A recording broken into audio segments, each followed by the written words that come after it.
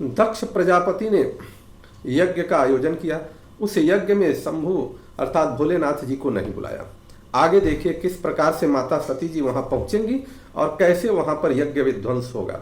अर्थात ये समझ में आना चाहिए कि किसी भी प्रकार के श्रेष्ठ कार्य, सुंदर कार्य, धार्मिक कार्य किए जाएं, परंतु अगर उसका उद्देश्य गलत हो या उस कार्य की कहीं न कहीं खोट हो, जहां पर शिव की उपस्थिति न हो, वो कार्य निश्चित असफल ही होता है या खुद के लिए विनाशकारी होता है। यहाँ यही देखने को मिलता है। गोस्वामी जी लिखते हैं कि किन्नर नाग सिद्ध गंधर्वा वधुन समेत चले सुर सरवा।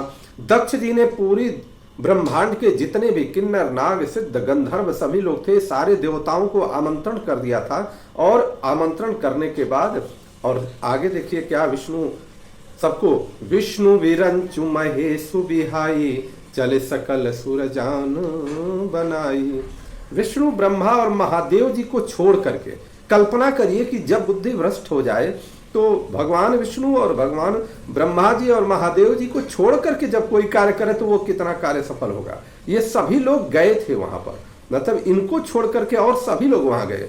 तो जितने लोग चापलूस टाइप के थे या जितने लोग ऐसे थे कि जो केवल खाने पर दौड़ते थे, जितने लोग ऐसे थे जो नकली सम्मान पर चलते थे, वो सभी लोग गए थे। उनको ये समझ नहीं था कि जहां पर भोलेनाथ न हो, जहां पर ब्रह्मा जी और विष्णु जी न हो, उस यज्ञ का क्या महत्व है। परंतु जाके मति भ्रम भयं खगेशु, आप सभी लोगों ने सुना है, जिसका मति भ्रम हो जाए तो फिर सो कह पश्चिम उगय दिनेशु, पश्चिम दिशा में दिनेश उगते हैं, ऐसा इसी श्री रामचरितमानस में कहा गया है।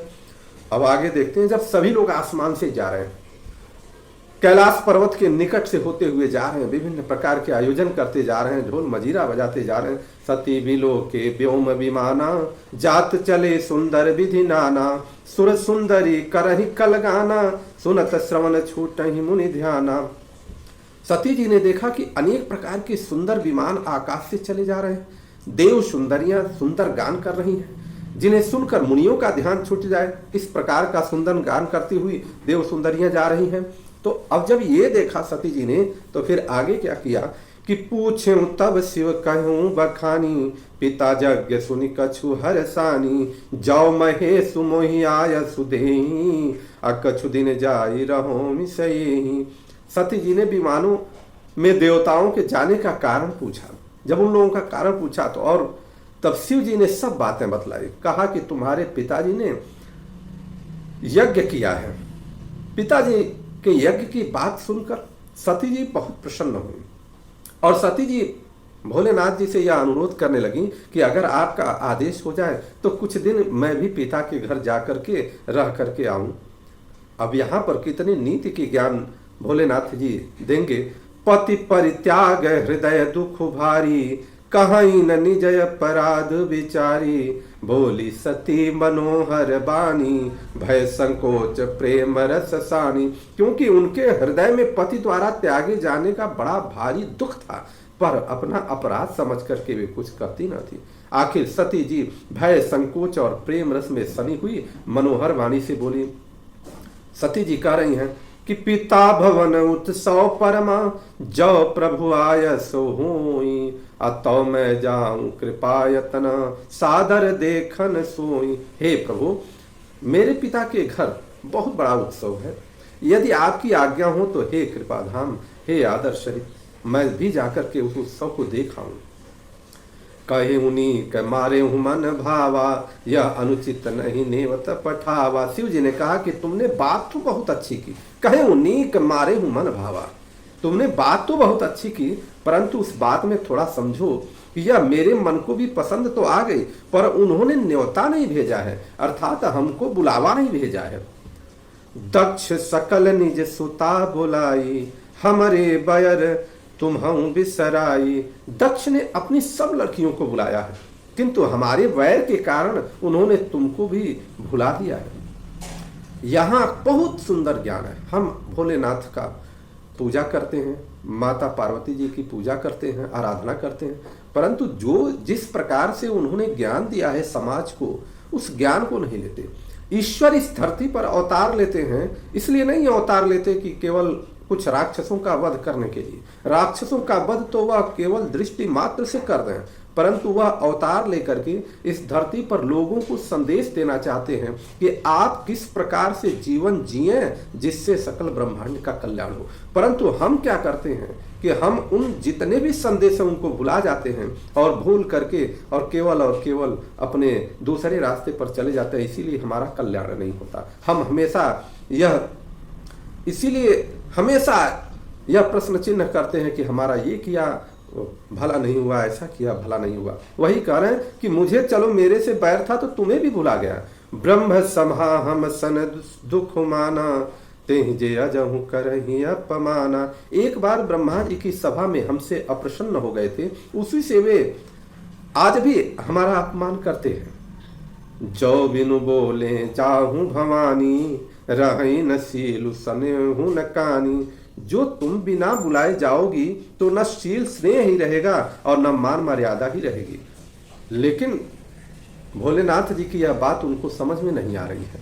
कारण यह है कि यह नीति भोलेनाथ जी ज्ञान समाज को देना चाहते हैं कि जीवन इस प्रकार से होना चाहिए, बिना बुलाए कैसे। फिर भी वो कह रहे भोलेनाथ जी,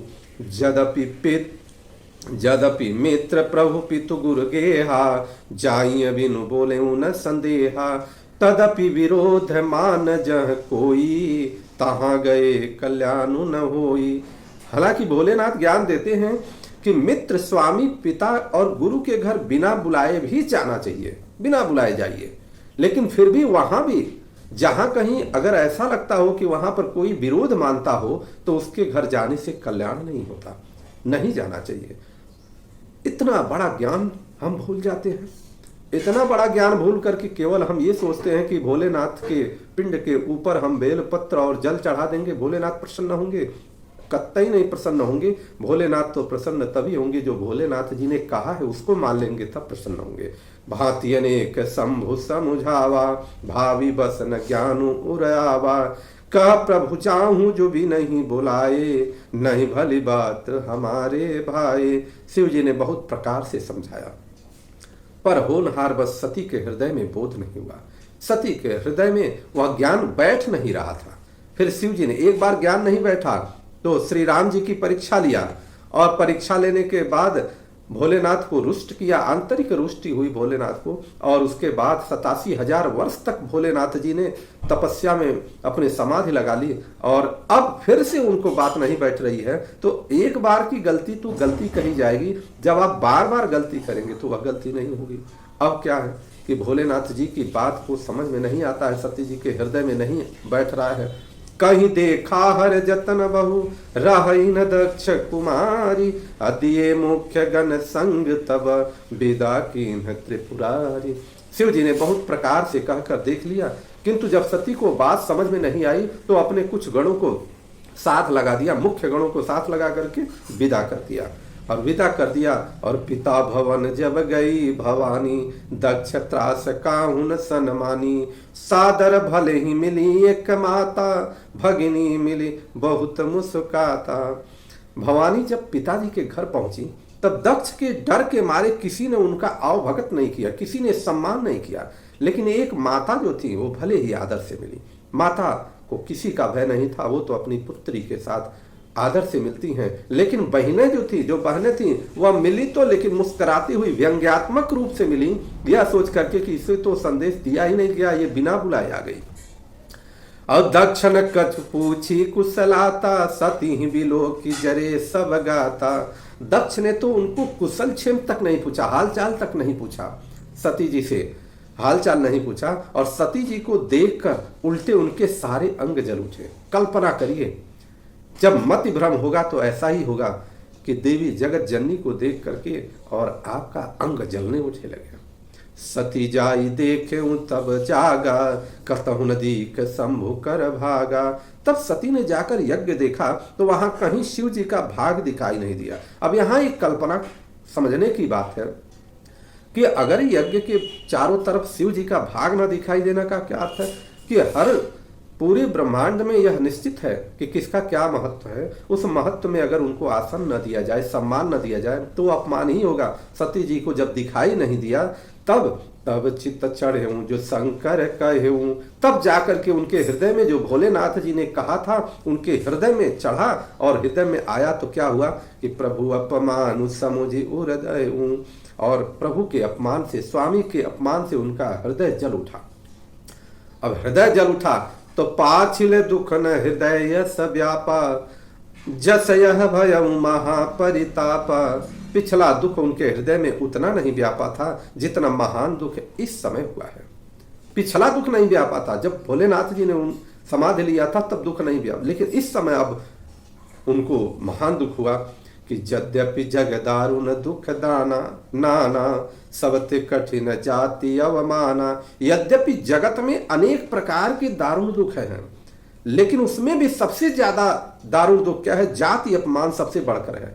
जाति का अपमान अगर कर दिया जाए तो वह सबसे बड़ा अपमान है। और आज वर्तमान समय में भी देखिए कि जाति का घोर अपमान हो रहा है। ब्राह्मण को भी गाली, ब्राह्मण को ब्राह्मण के रूप में गाली दिया जा रहा है, क्षत्रिय को क्षत्रिय के रूप में, शूद्र को शूद्र के रूप में, वैश्य को। विभिन्न प्रकार से लोग एक दूसरे के विरोध में जातिगत उच्चारण करते हुए एक दूसरे की भर्त्सना कर रहे हैं, जो अपमान चल रहा है। और होगा तो फिर जलन होगा और वहां आग लगेगी। और ऐसा देखने को मिल रहा है कि आग लगी हुई है हर जगह। यहां पर भी इसी प्रकार का उनका अपमान हो गया। अब उसके बाद समुझि शुभ सती ही भयं अति क्रोधा, बहुविधि जननी कीन प्रबोधा। यह समझकर सती जी को बहुत क्रोध आया। अब क्रोध से वह तिलमिला गई। लेकिन माता तो माता होती है, माता ने उन्हें बहुत प्रकार से समझाया बुझाया, परंतु नहीं, अब वो समझने वाली नहीं है, क्योंकि वो तो जगत माता है।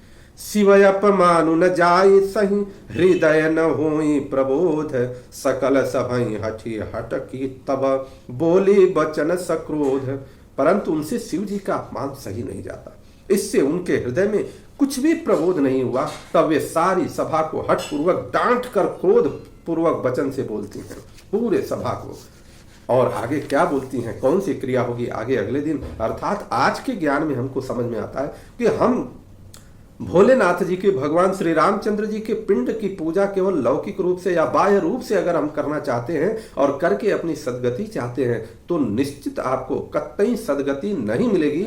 वह सदगति तो तभी मिलेगी जब चित्त में धारण करेंगे भोलेनाथ को, चित्त में अपने प्रभु श्री राम को, माता जानकी को, माता जगत जननी को धारण करेंगे, तब जाकर के सदगति मिलेगी। और जब चित्त में धारण करेंगे तब जाकर के आपको जिस प्रकार से व्यवहार करने का निर्देश उन्होंने दिया, उस निर्देश का पालन करेंगे और आप पूरे आनंद पूर्वक अपना जीवन यापन करते हुए ब्रह्म की प्राप्ति में, भगवान की शरण में चले जाएंगे। हमें इससे बचना चाहिए, जाति अपमान से बचना चाहिए। जाति अपमान बहुत घोर अपमान होता है, जिससे सब कुछ विनाश होता है। और हमें सबका सम्मान करते हुए आगे चलना चाहिए। आगे अगले दिन बोलिए माता जानकी की जय, प्रभु श्री रामचंद्र की जय, चारों भाइयों की जय, श्री अयोध्या धाम की जय, श्री सरयू मैया की जय, श्री हनुमान जी